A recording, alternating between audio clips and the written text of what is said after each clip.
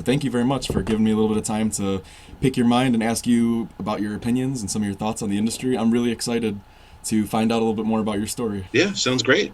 So I kind of want to go in chronological order. So if you wouldn't mind, if we start, could you share a little bit of your background story and what your life was like before crypto and blockchain, and how you got introduced to crypto and decentralized finance? Yeah, sure. So my background is in traditional bank compliance. So I spent about a decade working in various different roles in traditional bank compliance, anti-money laundering, fraud prevention, corporate due diligence, and other areas, working for banks and other financial institutions. And so working for a bank is not very glamorous. I enjoyed some of the opportunities I had relative to building compliance departments, hiring professionals, growing out infrastructure, laying pipes. I really enjoy that aspect of business in general, the entrepreneurship and creativity elements, which are severely lacking in banking. There's not really a lot of creative elements or entrepreneurial opportunities. That so happened that I had a great opportunity helping to build the compliance infrastructure for State Farm Bank, which was recently acquired by U.S. Bank.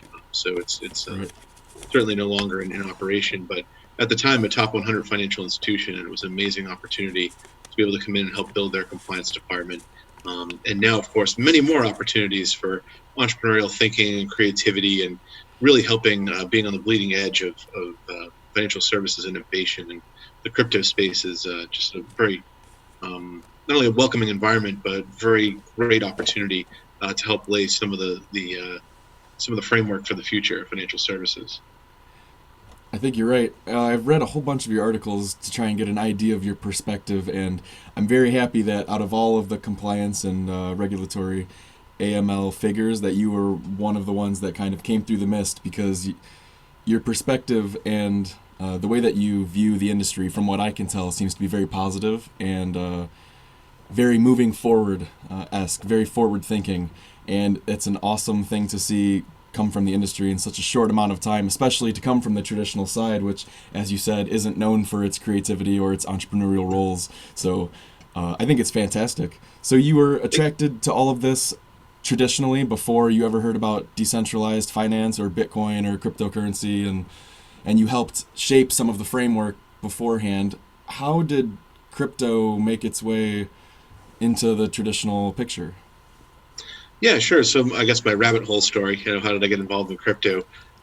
So working in traditional banking at the time, helping to build a compliance department for a large institution, began to look around and say, well, things aren't as entrepreneurial and as creative as they had been in the past. And what are some of the other opportunities out there?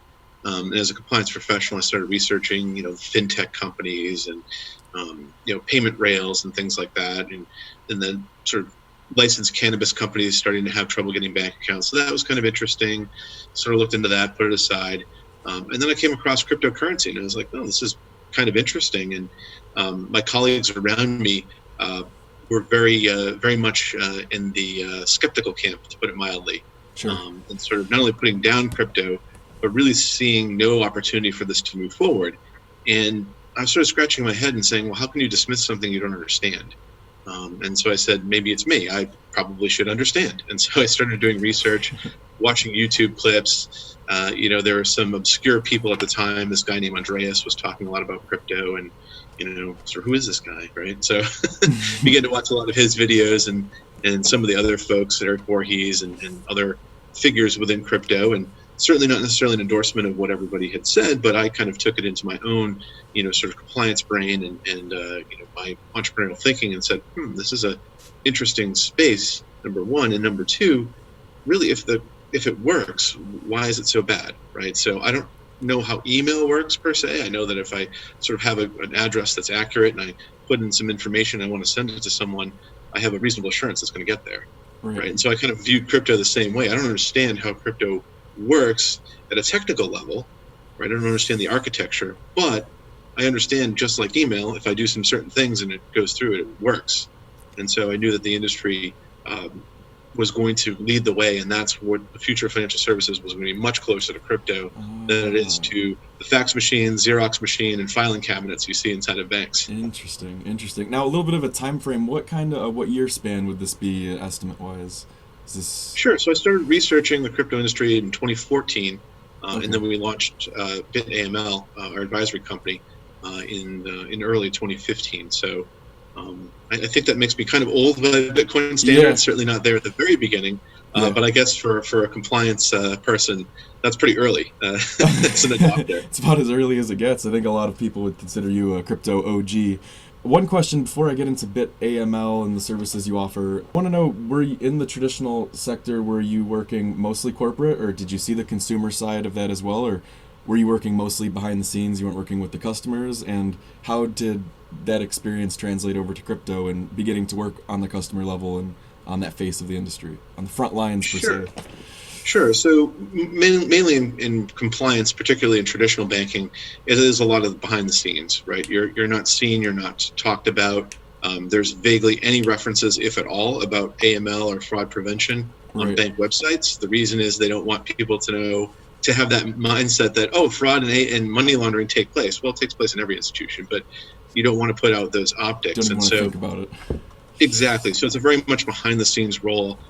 Your main interaction is with the data in front of you. You see spreadsheets of transactions and customer information. It's extremely impersonal, and that's just the way it is. I think in the crypto space, what's interesting and what I really like is there's a lot more engagement with consumers, particularly for smaller institutions or individuals that do some trading on some different platforms and do some arbitrage there, or if they operate some Bitcoin ATMs, they're going to interact with customers to verify ID, to ask them, hey, I see this transaction, there are a lot of scams going on out there. I just want to look out for you as a consumer. And so I kind of like that engagement. It's a little bit more extroverted in a sense, and something that AML traditionally has sort of said, well, we don't want people to know what we're doing, but we want them to know we're doing a good job. So we don't want to get fined and we don't want to get in trouble. So we want to do our job. And if we're successful in AML and compliance, that means nobody knows who we are and where we are in an institution. And I think in crypto, it's a little bit different. It's we're seeing companies actually trying to compete with each other on who has better compliance, and to make a big deal about that with regulators and interactions with law enforcement and others. So it's a changing dynamic, and I'm glad that the space has really progressed in terms of its compliance journey from the early days when I got involved, where people seem to be questioning some of the rules and regulations on the books, and so I make it clear, well, that's FinCEN's rule, that's not Joe's rule. So I'm letting you know how the rules are played, and if you want me to help coach you on that, I'm all ears. And there's a policy discussion to be had later on for sure, and I understand that. But I think as the space has moved forward, the entrepreneurs and those that have brought in their wisdom from other areas of business have looked at regulation as sort of, well, okay, that's not just a cost of doing business, but it's good business, right? What are the successful crypto companies out there? What do they all have in common? Right. By all outward appearances, they're crushing it when it comes to compliance and interaction with regulators and being a part of a healthy policy discussion, rather than stomping their feet and saying, well, I don't like the bit license. Mm-hmm. Well, okay, no one really does, but could you add some color or a potential solution to I don't like the bit license? Oh, this is why I'm so grateful that you came forward and you're one of these people that's working in this area, because it's super important, and the change in the nature of the industry is very interesting in its own. It's honestly quite fascinating, because the transparency, like you said, in compliance, and almost being able to boast about how compliant you are and how many different countries you can work with without any kind of like litigations or challenges, is super important to the nature of these decentralized cryptocurrencies and how this industry grew itself, which is the complete opposite of how the traditional finance system works. A lot of times it's not, they're not competing to see who can be more transparent to the public or to investors and consumers. So it's really comforting to see that as just a regular Joe Blow who's reading about this data online, and he can confirm on his own, based on the transparency of the company, on how compliant they are and if their interest level could be matched business-wise. So how did you go to setting up BitAML from working with the compliance department before? Yeah, so as I mentioned earlier, so I started researching crypto in 2014 and began thinking about what could I do to be involved in the industry and how could I help out. And so I decided, well, I think the most successful and the best thing I could do is to, in the words of my father, help as many people as I can, right? So pay it forward and go out and have these conversations. And so I started going to various different Bitcoin meetups. I think Bitcoin meetups aren't maybe as big as they used to be back then, but I would go to these various different Bitcoin meetups. If I was on vacation, I would find out which one is in the local city. I would go into the ones in Illinois when I lived in Illinois. Now I'm in California, traveling back and forth. And so when I had off time or vacation, or it was a weekend, whatever, I would go to some of these meetups and start to listen and engage the speakers in conversations just to learn a little bit more. Inevitably, when it came time to introduce myself, I'd introduce my name, and at the time not having a company, I would say, well, my background is in AML compliance. I understand there's lots of questions. If anybody would like to discuss that, I'll be in the back next to the keg and the pizza. And and it was sort of a great conversation piece. And I noticed that over time, more and more people were approaching me. So I don't know if you've ever been in a compliance role before, but usually when the compliance person comes in, everybody goes the other way.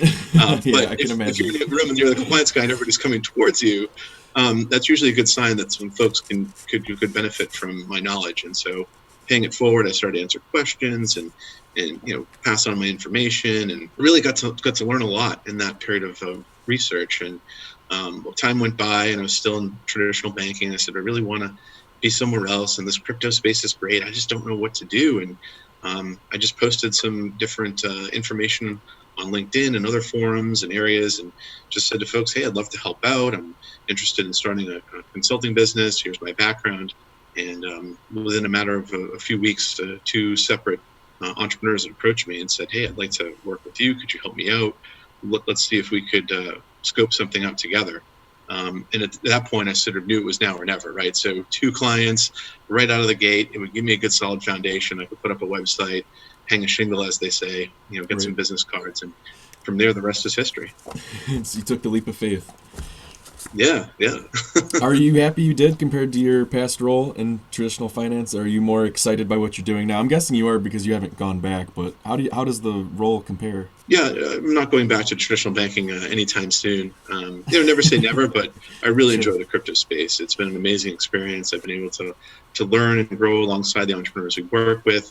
I've been asked to contribute to discussions with regulators at the state level about different potential licensing and policies, and really being involved in a lot of great discussions, and have an opportunity to contribute to something that, 5, 10, 20 years from now, we don't know what crypto is really going to be. We all have this idea that it's going to be amazing and it's just going to continue to grow. 2 things I think are true, but being a part of what is the framework for that, helping to lay down, those early steps and blaze that trail has just been amazing. And I love the people I work with. Our clients are amazing. They're creative and very ambitious and have that drive. Whereas in traditional banking, it's sort of this stale, no growth, slow growth plateau, where it seems like everything has been discovered in banking, and so there's no need to be creative or to have new products or services or to look at any alternatives. We're just going to continue to open deposit accounts and look at people's transactions and find potential money laundering. So that is not as exciting as being out there in the space and being a trailblazer and working alongside some very, very ambitious and extremely bright people. I just love when I talk to someone who is so smart and has such great ideas and really wants to learn more about compliance. For me, it's awe-inspiring. That's awesome. I'm so happy to hear that you're enjoying what you're doing now. I think it's very reflective of the industry as a whole. From a lot of people that I get to talking to, they really, since they made a switch into working mostly with cryptocurrencies and decentralized finance, they seem to really enjoy the people that they work with and the type of people that the industry attracts. It's very inspiring. I'm curious, what kind of challenges did you face at that time when you just were getting into the entrepreneurial role and starting to work with these other companies, and how has that changed compared to the challenges that you're facing today? Sure. I think the challenges we faced are probably not any different than challenges of any new business owner, right? So it's okay. We have new clients coming in. We have to make sure that there's still an opportunity for revenue, that we can continue to operate, that we still have sort of be able to keep the lights on and make sure we're out there posting on blog posts regularly, engaging the community, really being a voice that we can help people and educate people, and at the same time, have our core competencies where we're able to help folks out and get compensation for that, and at the same time, wanting to really put ourselves out there to help people. right? So there is an aspect where you have to make money in the revenue side and help people with projects and things like that, as we do day in and day out. But we really wanted to design our firm around educating people and helping them out. So we regularly post on our blog site of our website, regularly do interviews and answer questions. And it really has a lot to do with just letting folks know that these are the rules, and here's what we're hearing from regulators, or these are the points of emphasis, consumer protection, or AML and fraud tactics used by the good guys and by the bad guys. So it's really exciting, and I like to be active in the space and not just sort of sit in my office and work on a bunch of AML programs. I really want to be out there in the community helping people out.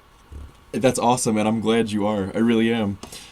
I'm curious, from the eyes of an anti-money laundering expert, how has the industry and compliance changed from around the time when you made that entrepreneurial move, 2015, 2016? How has compliance and AML laws changed since then to where we are today, and how do you expect it'll change another 5 years into the future? Sure. I really don't think the laws per se have changed. I do think that state regulators are more interested now in requiring a license, and the previously so-called no-action states. I think those designations are going to continue to cease to exist in many states, and they'll go to a full licensing platform. But generally, the regulators have applied the existing rules, which might work 8 times out of 10. Interesting. But those 2 times out of 10 when it doesn't work, then we have some questions about applicability, feasibility, round peg, square hole, triangle, hammer, right? So Yeah. how do we get all those to work together? And those are those are the impediments that we're going to have to work out as an industry, and that's why it's important for industry to be part of that dialogue and really explain where we are. I think if you're talking about regulatory and enforcement and compliance, I believe that's what I mean. The approach. How has the approach changed, I suppose? Sure. I think in the eyes, from our perspective, we've seen regulators really start to understand a lot more about crypto. So the early days, the first round of examinations, we were hearing from clients and friends of industry that it sounded more like the crypto companies were examining the examiners. Like, no, this is how the transaction works. I'll show you the flow of funds diagram. Hey, let's go out to my machine. I'll show you the controller. Hey, I'll show you the platform where I trade Bitcoin. And it was really a two-way street. But I think the regulators have closed that gap of knowledge quite rapidly. We still have a ways to go. But I find it refreshing that law enforcement and regulators have really sort of looked at crypto and said, this is another method for moving money. And we don't really care what the bad guys do per se in terms of what product they use, whether it's a prepaid card or crypto or a deposit account. We want to find the bad guys and we want to find the money. And so this kind of, you're just another way for people to move money. It's not an insult. It's basically them in law enforcement regulators saying, we get it, right? This is just another way. If we look at history, the telephone was bad guys were going to use a telephone and call everybody and spread their criminal enterprise. That's a scourge. Okay. Fast forward in history, maybe it's the computer and the internet, and it's prepaid cards, and then now it's crypto. And so that's very interesting. Next decade it's going to be something else, right? So I think people at first people get overwhelmed and maybe they don't understand, and there's some miscommunication or misinformation. But I think law enforcement and regulators have kind of figured out, hey, we got a handle on this crypto thing. There's still a bunch of bad guys. It's still growing. Right. And so if the industry is growing, that means the number of good people and bad people are just going to grow. But the fact that we have these analytics suggesting that maybe crypto is not used as much by the bad guys as initially thought. The industry would say, "Well, we told you so." But I think the more accurate way to engage in that dialogue is to say, "Well, yes, we understand that they're bad guys. We're doing our part, but we appreciate the fact that law enforcement and regulators realize that bad guys use cash, prepaid cards, and other things, and those won't change either." It's super interesting to think that their approach, in a sense, validates the underlying use cases of the technology itself. They're validating it as, oh, they are moving money around, they are using it as cash, and this is why we need to have an approach that's centered or focused in this way.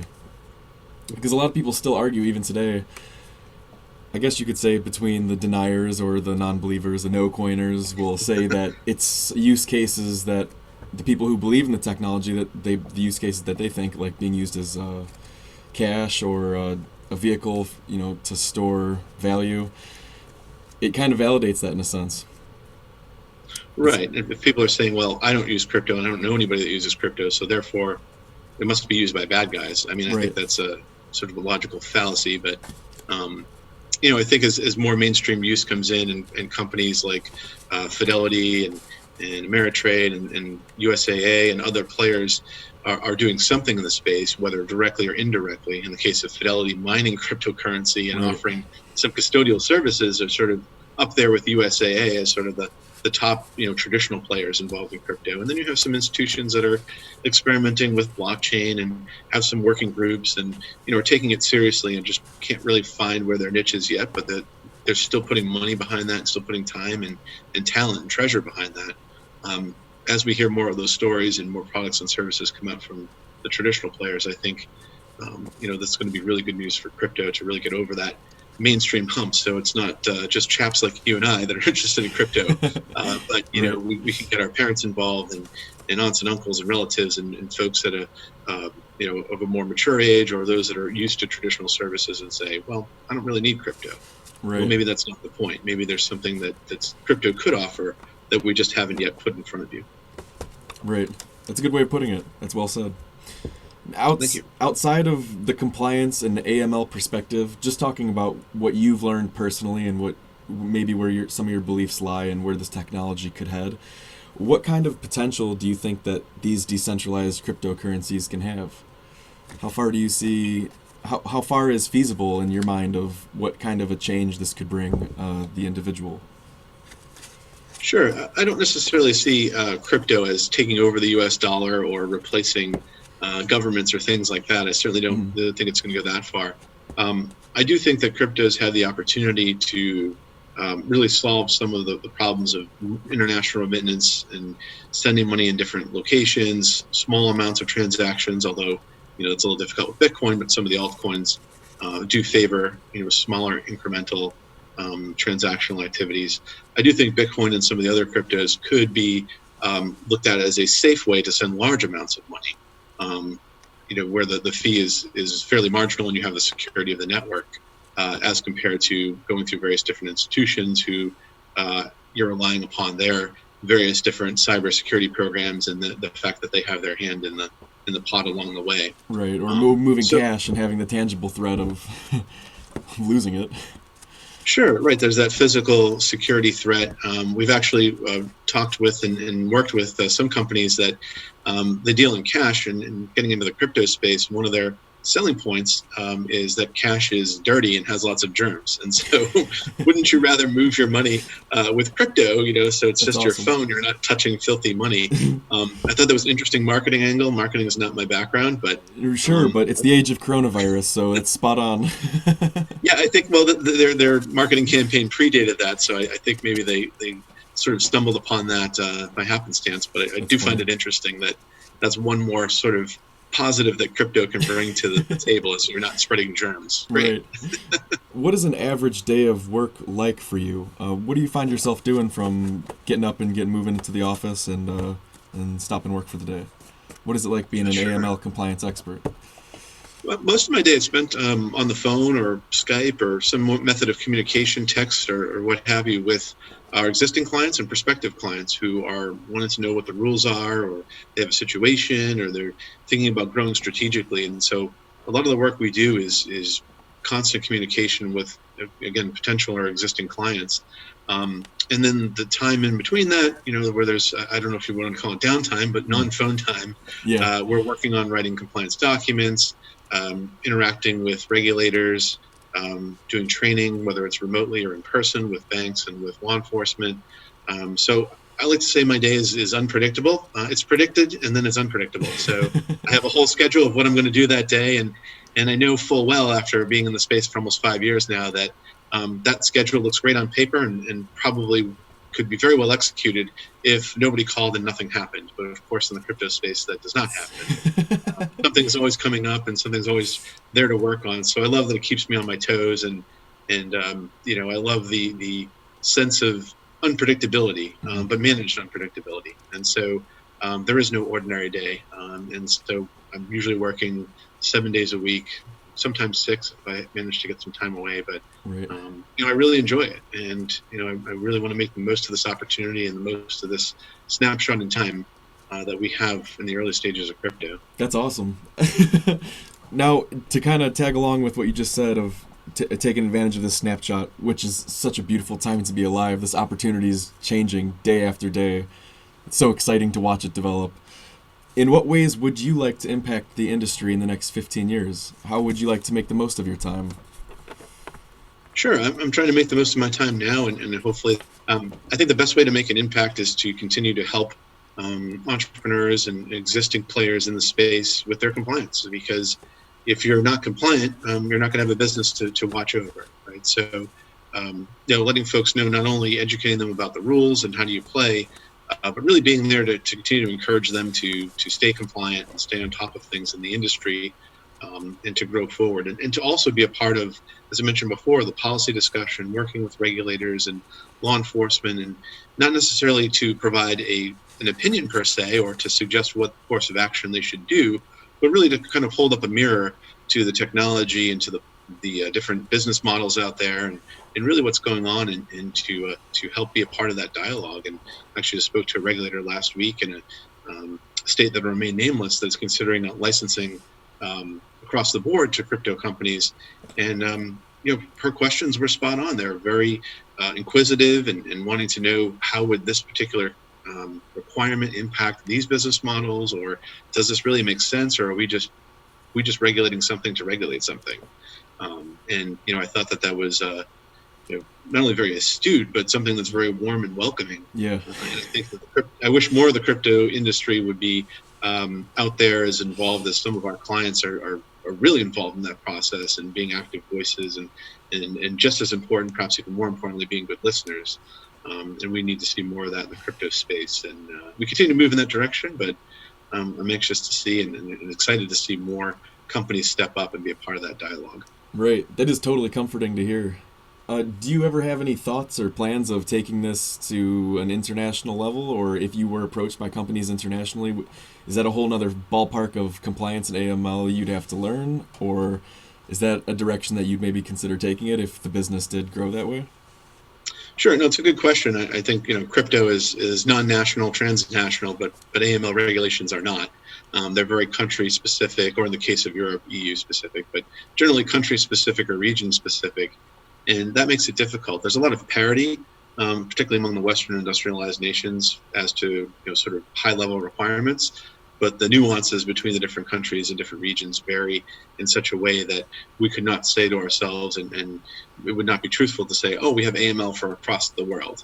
That's just not possible. Right. Our focus is in the U.S. That said, we have worked on a handful of international projects in jurisdictions that have either said, well, we really don't have requirements for crypto companies, so if you make it in the style of American regulation, then we'll work with your entrepreneur.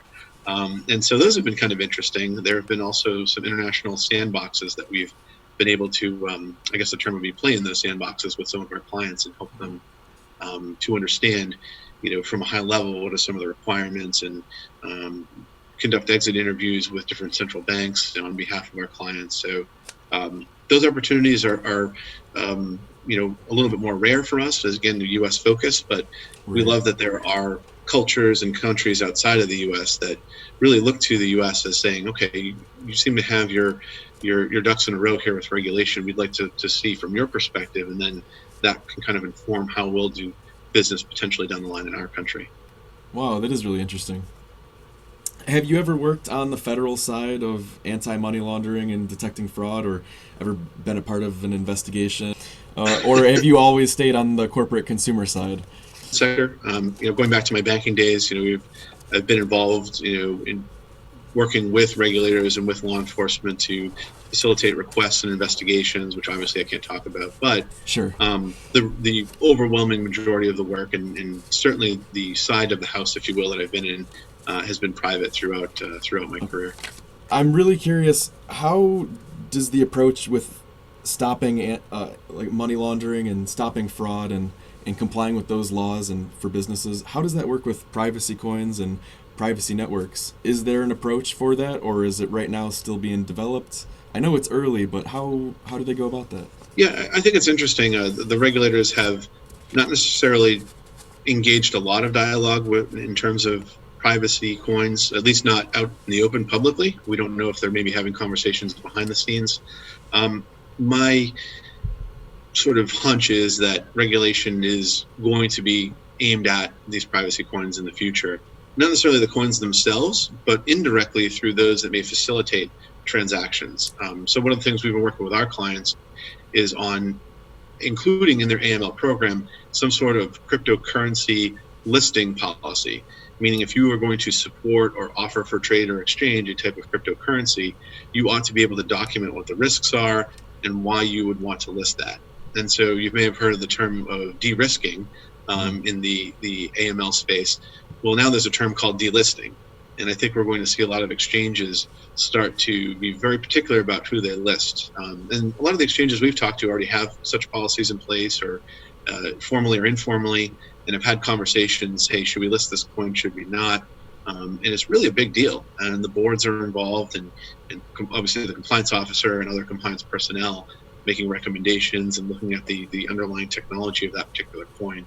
I think it's going to be sort of an indirect situation where, yes, perhaps the regulators will intervene or make their presence known, but I think the real sort of substance of this, how it's going to play out, is there's going to be a lot of pressure put on the exchanges and the on-ramps and off-ramps to not support privacy coins, to the extent that now privacy coins are not really readily available as they could be. Interesting. On various exchanges. So in essence, one could make the argument, well, now they're pushing it underground. I would say, well, it's already underground, right? Right. If you're talking about some of the privacy coins, but I don't know that they're ever going to be able to pierce the mainstream as a result of having those, sort of on-ramps and off-ramps cut off from using some of the more blue blood exchanges that appeal to the common person, like a Coinbase or a Bitstamp, or one of the more sort of user-friendly, if you will, exchanges and brand names. Interesting. The thing that got me thinking about the AML approach to privacy coins is because one of the big buying points for cryptocurrency is that these digital assets, for a large part, are unconfiscatable. Wherever you might be located in the world, your local government, or your non-local government for that matter, will have a very hard time taking those coins if you wanted to give them a very hard time.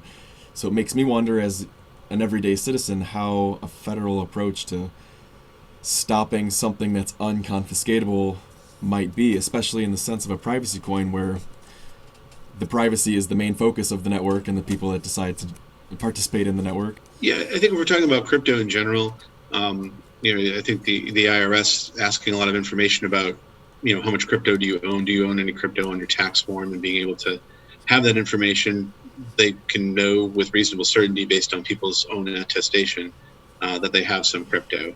And so, well, where is that crypto stored? Because a lot of folks have crypto offline, as they should, where it's safer, and it's not necessarily exposed in a hot wallet. So I think there is a growing awareness of who has crypto and how much. So to say that it's unconfiscatable, it's difficult to confiscate, but I think the unconfiscatable is sort of going away as people are required to disclose. And so it's a lot better to disclose than the consequences of not disclosing. Right. Tax forms and other such information could put you in criminal and civil jeopardy. So I think that there's a little bit of an erosion there. Certainly that's not something that the crypto space wants to hear, but I think that there's definitely a vested interest from tax authorities and others to know where crypto is in the market. One of the things that we're interested to see is if U.S. Treasury or other regulators put pressure on banks to do a better job of accounting for the crypto activity that goes through their platform, through their institutions. Interesting. Some of the research we've heard from some of the blockchain analytics companies and other research firms out there suggests that banks have no clue how much crypto goes to their institution, or they're in complete denial. Oh no, we don't bank crypto. Okay, but you realize every institution has some touch point, knowingly or unknowingly, with crypto-related activities, and being able to account for that. So it'll be interesting to see. I think so far the regulators, to my knowledge, haven't really put a lot of pressure on banks to demonstrate that they have a handle on crypto activity, even if they're not banking crypto. That's so interesting. I never would have guessed. I never thought about that from the banking side, the banking perspective, other than all the international fees I keep getting with my checking account for every time that I buy crypto, which is funny because I'm buying an asset that is global and won't ever give me fees, So it's it's kind of ironic, but I really never thought about it from their perspective. Now I want to talk a little bit about ComplyFit, which is a product and service of BitAML. Yeah, so it's a separate company, separate LLC, but under our same umbrella. So ComplyFit is our SaaS platform that we launched in response to demand from our clients for various support services. So within BitAML, we had sort of created this little technology wing, and we brought in a developer, and we set about to solve some of the problems we were seeing from our clients. And we pride ourselves as consultants not only in helping with compliance, but helping to introduce our clients to other resources. So at the time, we weren't coding any software or providing any of those sort of vendor services. So we would attend do some research so we could place our clients in a position to have these conversations. Unfortunately, we're finding that there weren't solutions to some problems that we felt should be tackled and would otherwise be impediments to growth within the space. And so our two main products reflect that through ComplyFit. One is a straightforward, no-nonsense transaction monitoring service. The transaction monitoring or red flag related services that are out there through different vendors generally reflect the needs of big banks and bigger institutions. Okay. So software in the compliance space is usually selling you this whole big box, and maybe one or two large institutions fit in it because those are the clients they rely on. But that community bank or that small crypto exchanger looks at that and says, well, I really only need this much. I don't need that much, but I want to pay this much. But no, you have to pay that much. So we looked at that and said, okay, let's get a no-nonsense, no bells and whistles, no frills transaction monitoring service. So we launched our transaction monitoring service first. We've had several clients now of ours and those outside of our consulting firm come in and say, hey, look, I just need some basic tools. What can you provide for me? And setting them up with that transaction monitoring has been one such way we've contributed. The other is a state-by-state license monitoring solution. And that's mainly aimed at sort of the upper echelon of the crypto space. So the crypto exchanges and platforms that maintain 30, 40 different state licenses. Mm-hmm. And getting a state license, as we all know, is very difficult. It's not just New York with a bit license, but most states it's a month. It takes several months to complete an application. There's a lot of back and forth. It's an arduous process, and when you do get a license, it certainly is something to celebrate. You've worked hard. You've demonstrated your compliance. But then the real work begins. Now you have to maintain that license, and that is recurring touch points with state regulators, reports, forms, deadlines, and those vary dramatically from state to state. And so we came in with a platform where our clients can actually manage and submit information to the various states. We'll update the links, we'll validate the requirements, and we'll have all those pieces in place so that they can simply log in, manage that queue in front of them, set up alerts, and be able to stay on top of their state licensing. Because if you're a day late in certain states, it's $1,000 per day fine. If you're late in other states, they could come and examine you and draw a lot of regulatory scrutiny. So, wow. It's interesting. I feel like at some point along the way, we've kind of lost our way with compliance. It went away from protecting consumers and doing some great things to safeguard the industry, and it suddenly turned into stacks of paper and headaches.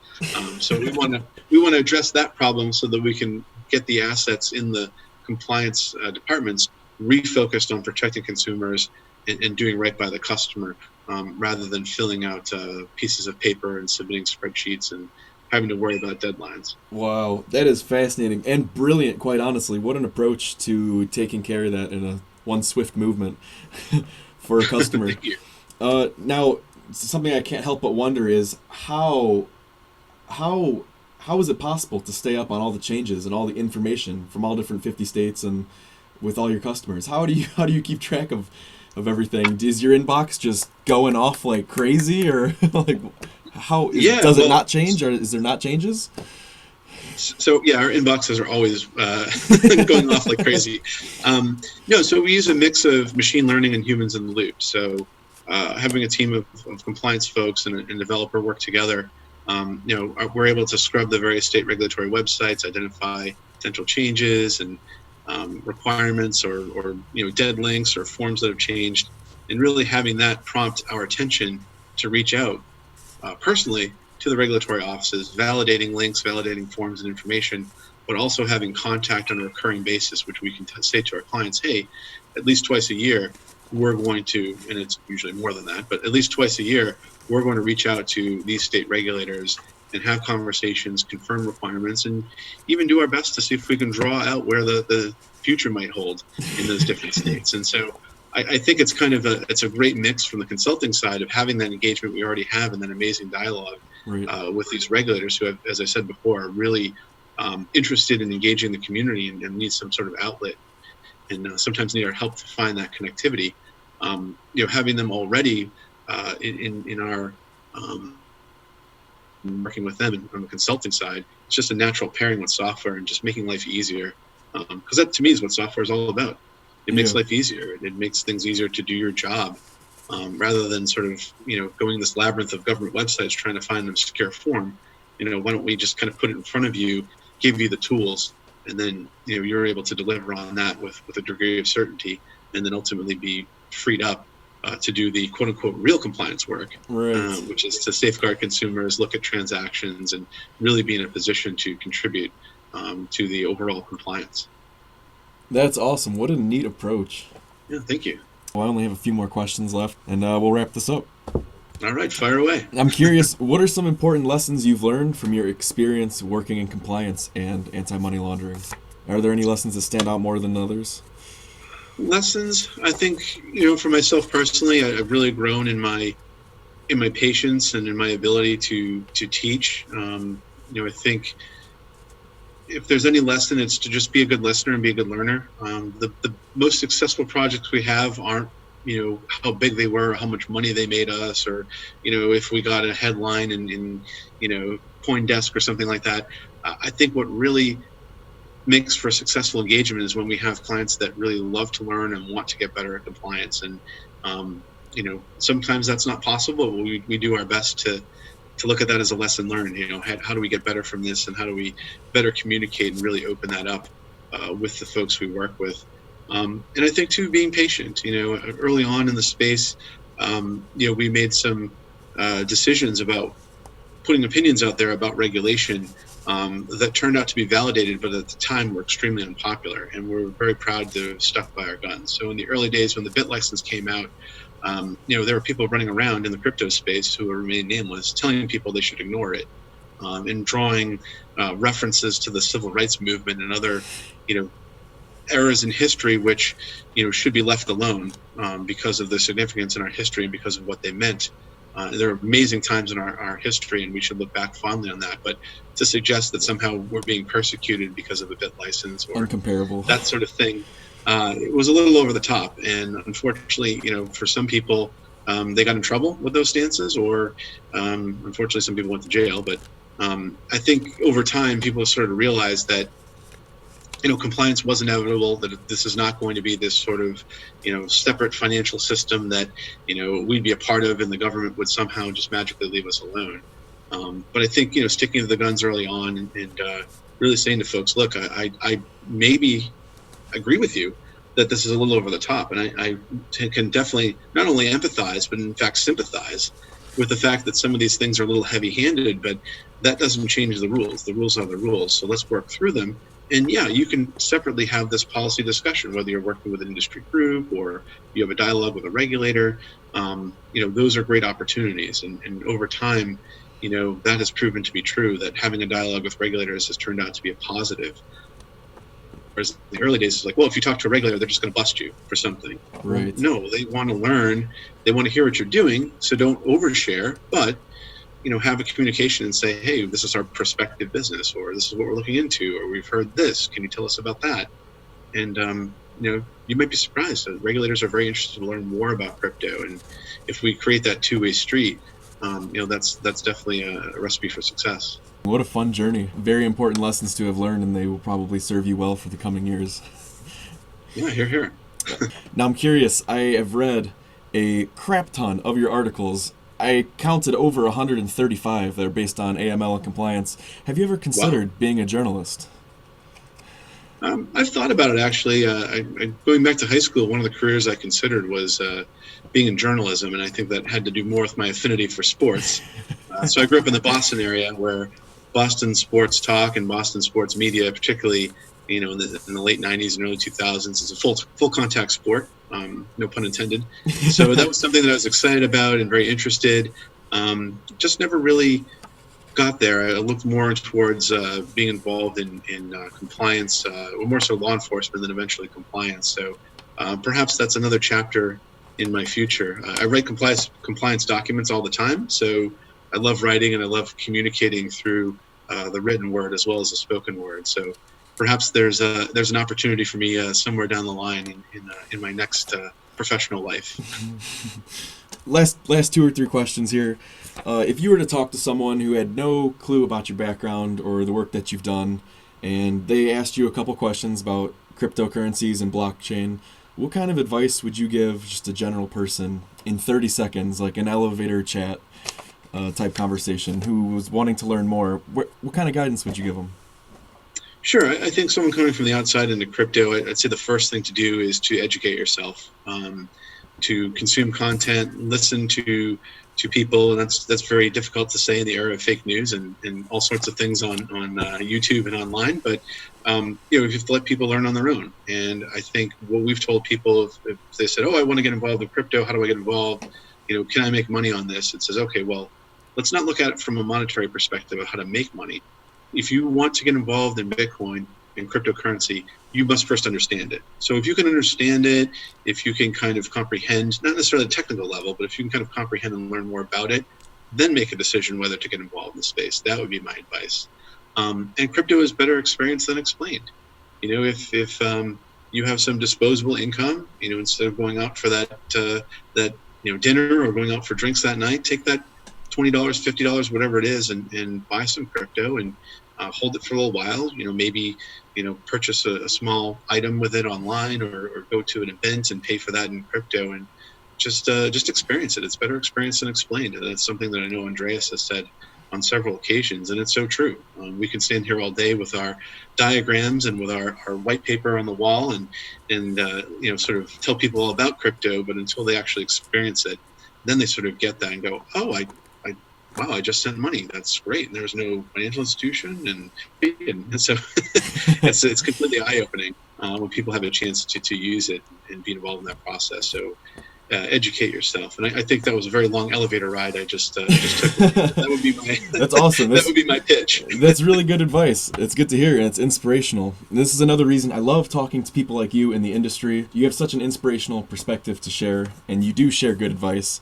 I think that is something that I would love to hear in an elevator if I was somewhat interested in trying to get a little bit of guidance. And that brings me into building on blockchain. And each episode, what I wanted to do to help bring a little value to the table as far as creating content goes was talk to someone who is building on blockchain in one way or another, whether it's an influencer, a writer, someone working in compliance, an AML expert such as yourself, an entrepreneur. So this was awesome for that. I'm curious, because these people like you are inspirational to myself. I'm curious who you draw inspiration from. Do you have any living heroes or dead heroes that you look up to from time to time for a little bit of motivation or inspiration? Yeah, heroes. I don't know if hero is kind of a strong word. I really do value different perspectives, and I don't necessarily say, well, I want to be like Steve Jobs or something like that. But sure. I do like some of the sort of thought leaders in general in business. I mean, I think Peter Thiel has taught us a lot, whether it's 0 to 1 or actually a lot of people don't know PayPal was originally designed to create cryptocurrency. That was their goal, was to create a crypto, and they didn't succeed in their goal, but they made a lot of money. Really, yeah. PayPal was a success, and they went in a different direction. But no, the teachings about formulating a business around something that's unique and not necessarily focusing on competition, and then other sort of influencers out there, people like Gary Vee, talking about sure. getting out there and helping people and paying it forward and things we already live. That's how we started our company. Literally, was paying it forward and just helping as many people as we can. And then you'd be surprised, when fortune strikes, if you help so many people that they know that you're that person that can help them out later on. They may not have needed you then. So, yeah, I like to draw influence from different areas and different corners of the earth, and really just listen to lots of people. I don't necessarily have a hero per se. I think we all owe a debt of gratitude to Satoshi for coming up with Yes. some of the early folks like Andreas Antonopoulos, who I've watched countless videos of his, and I don't necessarily think we agree on lots of stuff, particularly as it pertains to regulation, but drawing a source of influence, and not just influence, but a source of ambition and drive and creativity, and hearing what other folks are bringing to the table in terms of perspective. And I think you learn the most from people that you don't necessarily agree with. And it's okay if we differ on opinions. Sometimes the crypto space has a little too much drama. So I just like to hear different perspectives. And ultimately, at the end of the day, I'm helping my clients out. And to the extent I have time to make an opinion for myself, I will do so. But no, it's very exciting to hear from different perspectives, both inside and outside of crypto. We can learn a lot from so many different folks. That's awesome. Thank you for sharing that. I'm very happy to have got your perspective on camera and had a chance to record this and share this with people in the future that are getting interested and want to learn a little bit more about compliance, or about this, or about the people who are building on blockchain and what their background might be or how they got into it. But I have to ask you, before we get off, who do you think Satoshi Nakamoto might be, based on everything you've learned since you've got in? What's your best guess? Oh, I don't even want to guess, because I don't want to know. I know that's such a cop-out, but I really don't want to know. And to the extent I don't want to know, I've actually not dug into it. So, I know that there have been lots of people, well, it's Nick, it's Hal Finney, it's, okay, I think that those folks were probably involved at the early stages at a minimum. But, I really don't think it was the government. I don't think it was the NSA. I don't think it was the CIA. I think it was some folks doing it, at least one person doing it in the private sector. I will say that I don't believe that whoever he, she, it, they is, was, or were in the creation, I don't believe that they ever thought it would be where it is today. I think that they conceptually looked at it academically and said, hey, there's a solution, and we've solved this problem, and this could work. And then people looked at it and read the white paper. You've seen interviews like Eric Voorhees and other people. I read it, and then I kind of put it aside, but then I brought it back and said, oh, this actually could work, mathematically. So I think that they felt it could work and could prove that it could work, but I don't really think anybody thought there was going to be this industry that we have today, that maybe it was just going to be a handful of people that would dabble in it, and then someone would eventually sort of take the baton and run with it and turn it into a commercial industry. So you don't think it was a government agency or anything? You think maybe there would have been a little more compliance built into the software in the network if it was? Yeah, I mean, my thought on that is, if it was government or the Federal Reserve or the banks, I think they would have just built it into the existing framework, and it would be something as benign and as vanilla as possible, and it would be something seamless that was slipped into the existing system, and people would really know the difference, right? So when you transact in banking, you really don't know, what's going on there behind the wall and in the wires and that sort of thing. So my thought is, if it was government, they would have done it much more in that capacity versus putting something out there on this obscure forum for the world to see, and then the world has a chance to write that ticket. So I don't think governments were behind it. Interesting.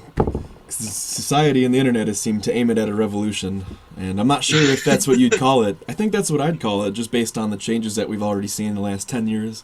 Guessing, based on the changes that we might see in the next 10 years, I'd call this a revolution. I think it is definitely a revolution, and it's up there. I do believe it's up there with the innovation of the internet. Obviously needed the internet to have this revolution, but it's up there in terms of order of magnitude. And I do think it's actually moving, interestingly enough, I think it's actually moving a lot of the perceptions in traditional banking, where now traditional banks have been able to do and be okay with that. Now with crypto coming along, and even these fintech companies, although they're a lot more fin than tech, but those companies kind of coming along with innovations and iterating on things, it's now really gotten the bank's attention to say, oh, maybe we have to be innovative, kind of compelling them to action. And if we're moving that needle and they're doing things that are a little bit more, not only just tech focused to be for convenience sake, but more oriented towards some of the the positive aspects of crypto, like security and consensus and distributed networks, maybe we'll see banks move in that direction. I don't think that that's going to happen, at least not in the near term, but Right. it has at least moved the conversation inside these banks to say, what can we learn from this? And maybe those crazy crypto people were right all along. That's awesome. Oh, Joe, thank you very much for your time today. I can't tell you how thrilled I am to capture your perspective and some of your opinions over web chat here. Your opinion is very unique. It's intelligent, it's informed, and your approach is quite honestly brilliant. Do you think, really quick, you could, before we hop off, you could plug your website and your product? Yeah, sure. So if anyone has any compliance questions or wants to learn more about regulatory compliance in the crypto space, they can reach out, check out our website, BitAML, BITAML.com. We have a blog page on there, which, as Riley mentioned, is an area where we communicate with the market and share our thoughts and our interactions with regulators and trying to read the tea leaves and even explaining some of the basic rules. So if you have a chance, check that out. A lot of great content for those just starting out and for those that have maybe been in the space for a while. If you want to reach me by email, super easy. It's Joe, Joe, at bitaml.com. As well, we have complyfit.com. If you want to check that out, look at the software services we have to help crypto entrepreneurs with compliance. There's a short 30-second video. You can see our state-by-state licensing product. But yeah, the best way to get a hold of us, just send me an email directly. I love hearing from folks and answering questions. It's Joe at bitaml.com. So Joe at bitaml.com. My suggestion is to get on that website, check it out, bookmark it, and check that blog out from time to time because it's very interesting and there's not too many people like Joe in the industry. Joe's a king when it comes to compliance and when it comes to anti-money laundering. So thank you again, Joe, for your time. I really do appreciate it. This was super awesome. I think it's going to be very informative for people in the future that are looking back and trying to figure out how the hell the industry developed in the way that it did. So thank you very much. I appreciate it. Big time. Pleasure was mine. Thanks so much. Yep. I'll talk to you soon.